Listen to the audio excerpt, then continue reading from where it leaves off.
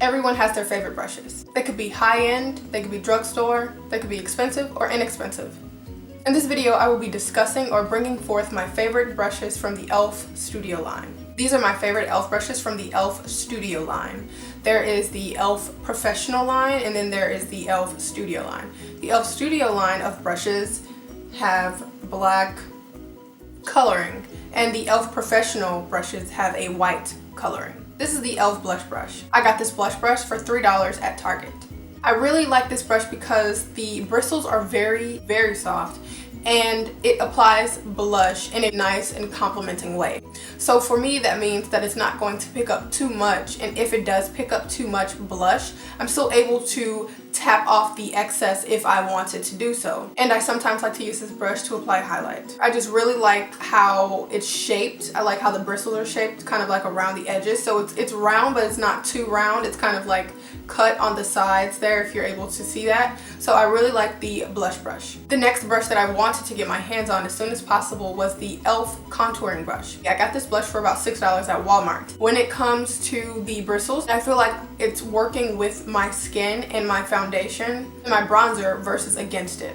You have some brushes, some contour brushes that work against your skin and it works against your bronzer. This brush does not do that. And again, I got it for $6 at Walmart. This is the Smallstipple Brush from the elfStudio line. This is my ultimate favorite makeup brush by elfCosmetics. Whether it's e.l.f. Professional or elfStudio, this is my favorite brush. The bristles here on the Smallstipple brush are also two colors. So with that being said, you have white and black. I really like how soft the bristles are when it comes to the Smallstipple brush. I just really like this brush. I use this brush when it comes to applying my foundation. I use this brush to stipple on my foundation, and then I also use a powdering brush to complete the application of my foundation. I've heard of some people using this brush to apply bronzer or anything of that sort. For me, it works when I am just applying my foundation. I have the small angled brush.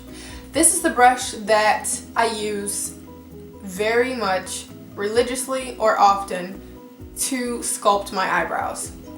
I like the fact that if you were to look closely here, you'll see what the brush looks like. You see that the brush itself is very tall. It's angled, so it's an angled brush. So that means that the bristles are going to be pointed upward and slanted. So that's really, really good for me. I like how the brush is able to get the precise shape that I want.